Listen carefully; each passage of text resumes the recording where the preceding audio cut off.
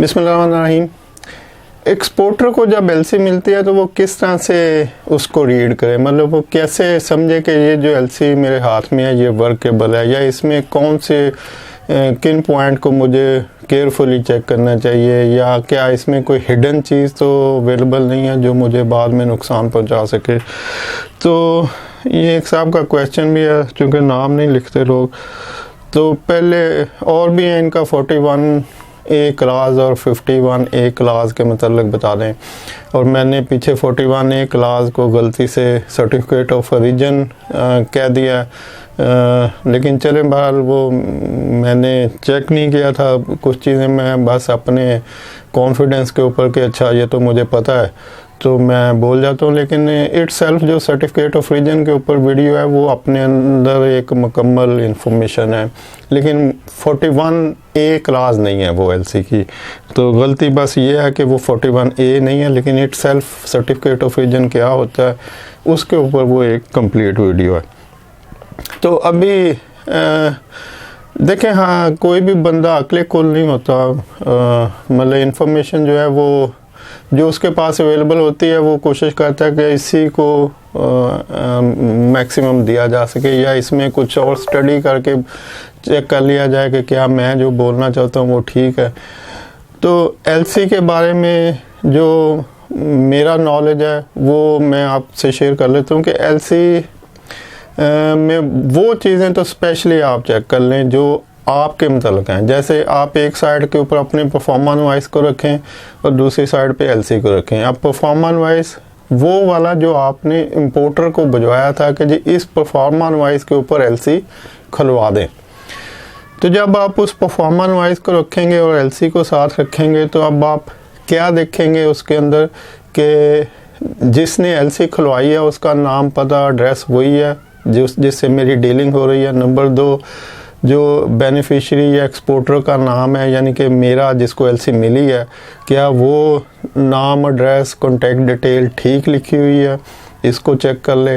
फिर देखे कि ये एलसी कब खुली है, क्या वो डेट वैलिड है, किसी पुरानी डेट में तो नहीं खुली हुई। और उसके बाद उसकी अमाउंट आएगी कि अमाउंट जो डिसाइड हुई थी कि मतलब इनवॉइस की जो परफॉर्मेंस वाइज की टोटल अमाउंट थी, क्या सेम वो अमाउंट उतनी अमाउंट की एलसी है।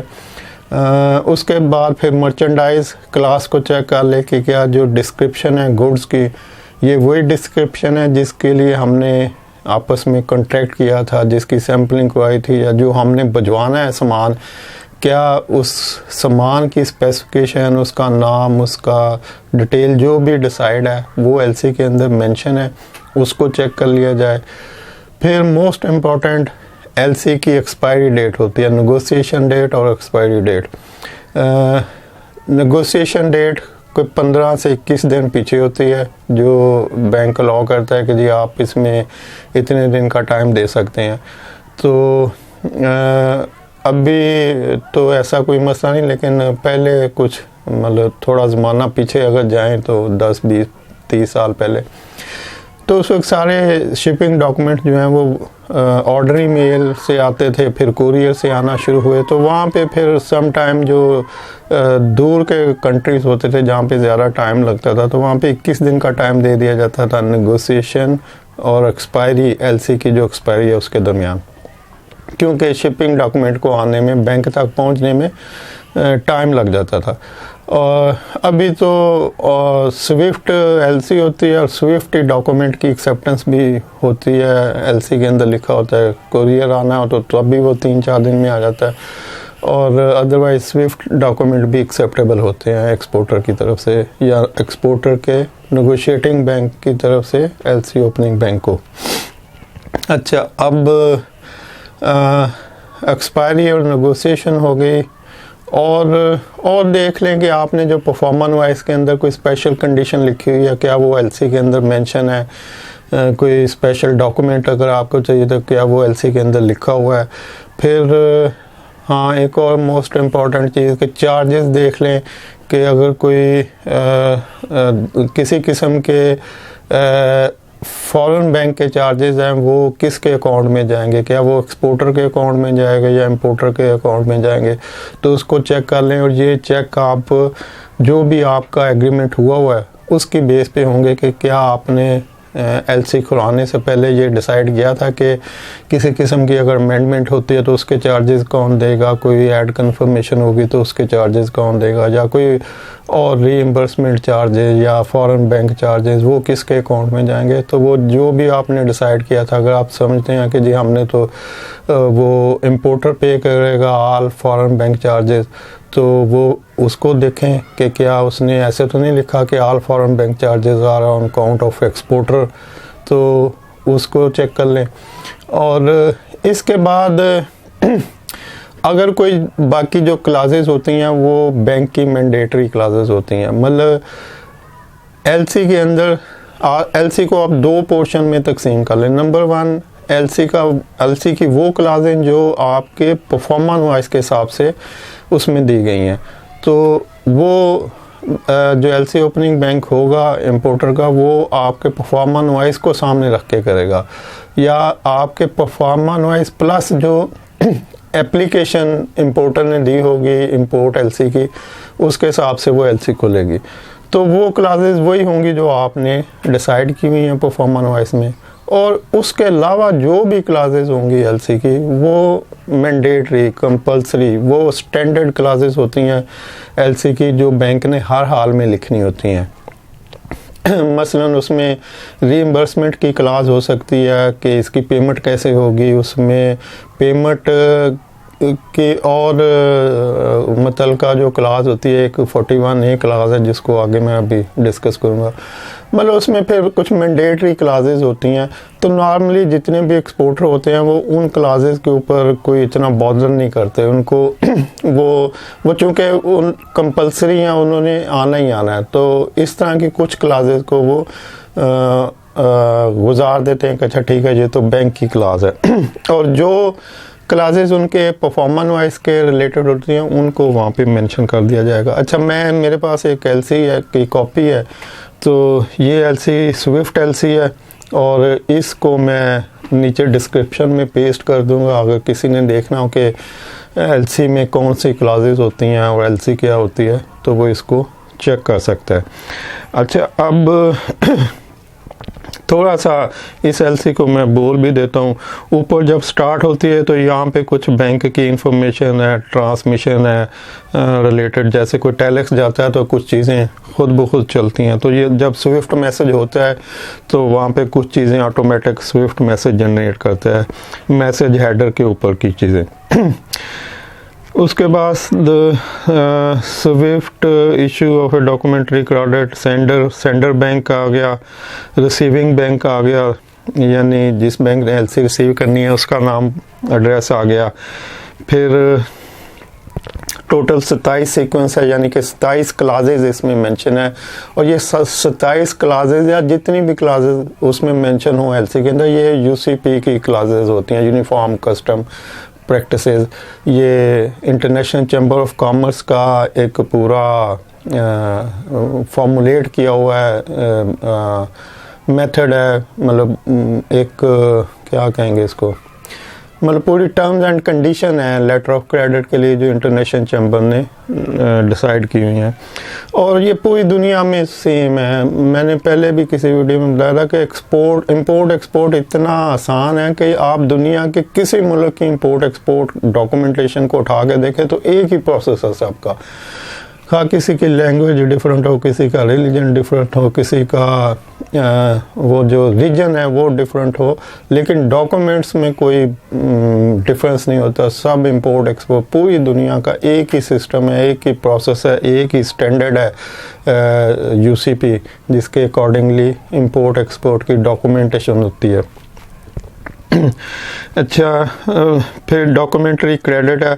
हाँ, तो यूसीपी में बहुत सारी क्लासेस होंगी। अगर आप यूसीपी का पूरा बुकलेट देखना चाहें तो ये इंटरनेशनल चैम्बर ऑफ कॉमर्स की वेबसाइट के ऊपर आपको मिल जाएगा, और ये यूसीपी जो इनका जो इंस्टीट्यूट है चैम्बर का, वो इसमें सर्टिफिकेशन भी कराता है। मतलब वो लोग जो जनरल इंफॉर्मेशन के अलावा कुछ अपनी क्वालिफिकेशन इम्प्रूव करना चाहते हैं या कोई सर्टिफिकेशन लेना चाहते हैं, जैसे सप्लाई चेन की होती है, प्रोक्योरमेंट की होती है सर्टिफिकेशन, जैसे किसी डॉक्टर को सर्टिफाई किया जाता है, किसी माइक्रोसॉफ्ट इंजीनियर को सर्टिफाई किया जाता है। तो ऐसे अगर यूसीपी यानी कि इंपोर्ट एक्सपोर्ट की डॉक्यूमेंटेशन के लिए सर्टिफाई होना है किसी ने, तो वो यूसीपी के जो स्टैंडर्ड है उसमें सर्टिफिकेशन हासिल कर सकता है। ये इंटरनेशनल चैम्बर ऑफ कॉमर्स की वेबसाइट पे जाए, वहाँ पे सारी इन्फॉर्मेशन अवेलेबल है। और उसके बाद आप उस सर्टिफिकेशन के बेस के ऊपर आपकी जो इम्पोर्टेंस है वो बढ़ जाएगी कि जी ये क्वालिफाइड यूसीपी प्रैक्टिशनर है, और आपने बैंक में जॉब करनी हो या किसी इंपोर्ट एक्सपोर्ट कंपनी में करनी हो तो फिर आपको प्रेफर किया जाएगा कि आप क्वालिफाइड यूसीपी प्रैक्टिशनर हैं। अच्छा, अब एलसी में आगे डॉक्यूमेंट्री क्रेडिट का नंबर है, डेट ऑफ इशू है, और हर एक को एक डिफरेंट क्लास का नंबर दिया गया। तो date and place of expiry है कि किस जगह पे ये एलसी एक्सपायर होगी और उसकी एक्सपायरी की डेट क्या है। फिर एप्लीकेंट है, फिर बेनिफिशरी है, एप्लीकेंट जिसने एलसी खोली है यानी इंपोर्टर, बेनिफिशरी जिसको बेनिफिट जाना है यानी कि एक्सपोर्टर जिसने शिपमेंट करनी है, जो अपनी चीज़ें सेल कर रहा है। फिर अगली क्लास करेंसी की है, करेंसी का कोड क्या है, अमाउंट क्या है। तो ये लिखा हुआ है कि यूएस डॉलर है और इतनी अमाउंट है, आगे अमाउंट लिखी हुई है।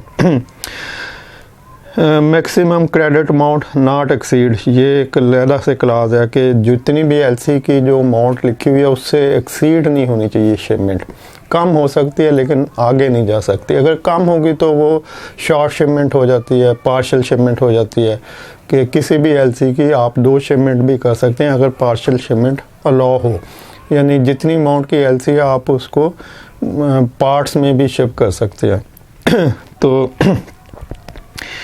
अच्छा, आगे 41A क्लास है अवेलेबल विद, तो इसको मैं थोड़ा आगे लेके चलता हूँ। आगे है पार्शियल शिपमेंट नॉट अलाउड, ये भी एक क्लास है कि पार्शियल शिपमेंट, वही जो बताया कि आप एक एलसी को मल्टीपल टाइम पे भी शिपमेंट कर सकते हैं अगर पार्शियल शिपमेंट अलाउड हो, और अगर नॉट अलाउड है तो इट मीन्स कि आपको एक ही शिपमेंट करनी पड़ेगी, वन टाइम जितनी अमाउंट की एलसी है उतनी अमाउंट की शिपमेंट आपको करनी पड़ेगी। ट्रांस शिपमेंट यहाँ अलाउड लिखा हुआ है, तो नॉर्मली जो ट्रांस शिपमेंट नॉट अलाउड होती है, क्योंकि अगर आप अलाउड लिखेंगे तो वो फिर इस तरह की कोई शिपिंग लाइन देखेंगे जो घूमती घामती कहीं 2 3 4 मतलब 2 3 चेंज करती हुई गुजरेगी। ट्रांस शिपमेंट होती है कि जिस जगह से शिप हुआ है, जो शिप चला है, वो किसी दूसरी डेस्टिनेशन पे आएगा और वहाँ पे वो शिप चेंज हो जाएगा, यानी आपका जो कंटेनर है वहाँ से अनलोड होगा, फिर किसी नए शिप के ऊपर उसको लोड किया जाएगा, फिर वो डेस्टिनेशन पे जाएगा। तो इस तरह से जो कुछ इंपोर्टर इसको नॉट अलाउड इसलिए करते हैं कि भाई हमें डायरेक्ट शिपमेंट चाहिए जो आपके कंट्री से हमारी कंट्री तक डायरेक्ट शिप आए, एक ही शिप आए, ताकि वो जो उतारना रखना है, लोडिंग अनलोडिंग है कंटेनर की, तो चीज़ें डैमेज ना हो। स्पेशली ये जो प्लांट मशीनरी या क्रॉकरी या कुछ इस तरह की चीज़ें जो डैमेज होने का ख़तरा हो, उनमें ट्रांस शिपमेंट नॉट अलाउड की जाती है। तो उस वक्त फिर इंपोर्टर जो है सॉरी जो एक्सपोर्टर है वो ऐसी शिपिंग लाइन को देखता है जो डायरेक्ट बगैर कहीं पे जहाज़ चेंज किए डायरेक्ट निकल जाए। और अगर कोई ऐसा रूट हो कि जहाँ पे हर हाल में जहाज़ ने चेंज होना है, दरमियान में कि 2 जहाज़ आएंगे, तो फिर ट्रांस शिपमेंट अलाउ कर दी जाती है, अदरवाइज़ इसकी ज़रूरत नहीं है अलाउ करने की। पोर्ट ऑफ डिस्चार्ज है, ये नई क्लास है। अगली class latest date of shipment है कि आपने किस डेट तक शिपमेंट करनी है। तो उसके बाद डिस्क्रिप्शन ऑफ गुड्स है, ये आपकी जो एलसी है। हाँ, तो इसको फिर से सॉरी देखता हूँ कि जैसे डॉक्यूमेंट्री लेटर ऑफ क्रेडिट का नंबर जो है ये बैंक ने जनरेट करना है, इसका आपसे कोई तल्लक नहीं कि आप इसके बारे में सोचते रहें। डेट ऑफ इशू बैंक ने खुद ब खुद जनरेट करनी है, मतलब स्विफ्ट मैसेज ने ऑटोमेटिकली जनरेट करनी है। ये भी बैंक का मसला है, आपका मसला नहीं है कि आप, हाँ आप ये देख लें कि एलसी की डेट क्या है, कब खुली है, मतलब वैलिड है, अभी आजकल में खुली है। अच्छा, यूसीपी रूल्स के मुताबिक है, ये भी बैंक ने खुद ही लिखना है। Date and place of expiry, ये आपने जो परफॉर्मा नॉइस में लिखी होगी या इंपोर्टर ने जो एलसी में लिखा होगा, वो इंपोर्टर जो भी चीज़ें फिल करेगा एलसी फॉर्म में, वो जो एक्सपोर्टर ने परफॉर्मा नॉइस भिजवाया होता है उसके अकॉर्डिंगली फिल करेगा। उसके अलावा वो कोई चीज़ अपने पास से फिल नहीं कर सकता एलसी फॉर्म में।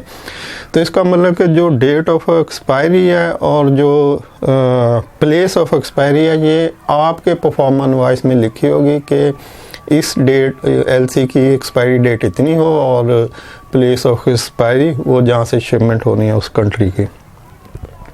फिर एप्लीकेंट है, ये भी आपने लिखा होगा कि जी एप्लीकेंट मतलब परफॉर्मा नॉइस में जिससे आपकी डीलिंग हो रही है, जिसको आप ऊपर पहले उसका नाम लिखेंगे, फिर बाकी terms and condition pro forma noise के ऊपर होती है। तो एप्लीकेंट भी आपने लिखा होगा कि जी ये इसका एक्सपोर्टर है, उसका नाम पता, ये भी आप चेक कर लें।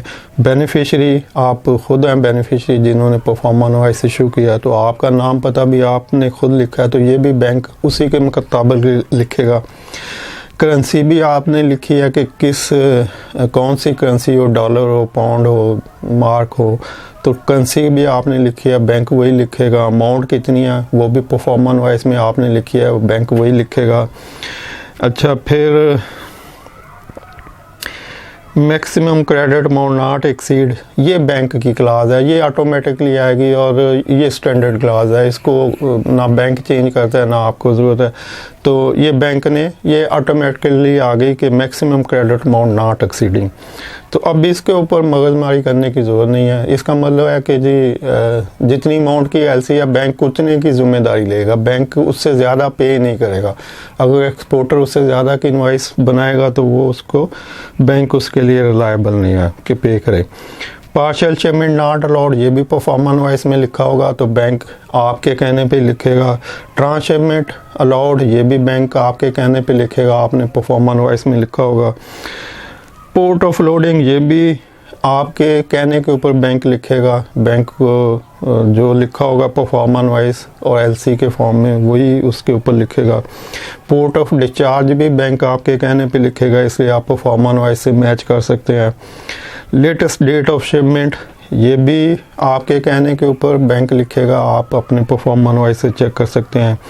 डिस्क्रिप्शन ऑफ गुड्स, ये भी सेम वही होगी जो परफॉर्मा नॉइस के अंदर होगी, इसलिए आप इसको भी चेक करेंगे केयरफुली कि जो मैं भिजवा रहा हूँ क्या वही एलसी के ऊपर डिस्क्रिप्शन लिखी हुई है। आगे डॉक्यूमेंट्स रिक्वायर्ड है, डॉक्यूमेंट्स रिक्वायर्ड में भी वही चीज़ें लिखी होंगी जो आपने अपने परफॉर्मा नॉइस के अंदर लिखी होंगी कि जी एक तो 3 चीज़ें तो स्टैंडर्ड हैं जी, बिल ऑफ एक्सचेंज आएगा, डॉक्यूमेंट्स में इनवॉइसेस आएंगी और उसकी कॉपीज़ लिखी होती हैं कि जी कितनी कॉपीज़ चाहिए।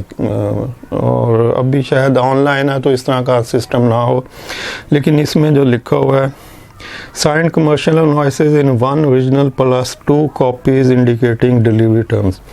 हाँ, तो एक ओरिजिनल और 2 कॉपीज़ इनवॉइसेस चाहिए। Full set of clean on board bill of lading चाहिए और the goods at origin certificate of origin चाहिए इनको। एक सर्टिफिकेट इनको चाहिए, certificate issued by the vessel owner captain carrier. Shipping line से एक सर्टिफिकेट चाहिए कि ये जी जो वेसल है ये इतना पुराना है, मतलब से उसकी उम्र 5 साल है, 10 साल है, और मेरा ज़्यादा पुराने वेसल को अलाउ नहीं किया जाता कि ये ना हो कि दरमियान में कोई हादसा हो जाए, तो इसलिए ये सर्टिफिकेट ये भी वैसे बैंक खुद भी लिख देता है, आपको लिखने की ज़रूरत नहीं। ये भी स्टैंडर्ड बैंक की क्लास है कि बैंक इंश्योर करता है कि किसी पुराने शिप के ऊपर ना उसको लोड कर दिया जाए। अच्छा जी, आगे negotiation of documents under reserve, ये बैंक की क्लास है। बैंक खुद लिखेगा कि जो डॉक्यूमेंट्स हैं उन्होंने किस तरह से नेगोशिएट होना है, लेकिन वो जो नेगोशिएट होना है वो आपकी टर्म है कि ये साइट एलसी है या डेफर्ड पेमेंट एलसी है। तो जो भी आपकी टर्म्स ऑफ पेमेंट होगी उसके ऊपर फिर बैंक अपने जिस बैंक से वो डॉक्यूमेंट नेगोशिएट होने हैं या होंगे तो उसके लिए फिर वो डॉक्यूमेंट नेगोशिएट करने का या डॉक्यूमेंट को प्रोसेस करने का पूरा प्रोसेस लिख देगा। तो ये भी बैंक की स्टैंडर्ड क्लास होती है। अगर साइट एलसी होगी तो वो बैंक उस तरह का पैरा ऐड कर देगा, डेफर्ड पेमेंट होगी तो बैंक वो वाला पैरा उठा के ऐड कर देगा। तो इसको भी आपको देखने की ज़रूरत नहीं है, ये बैंक टू बैंक इंफॉर्मेशन है। अच्छा जी, all required document including draft if any must indicate और क्रेडिट नंबर। ये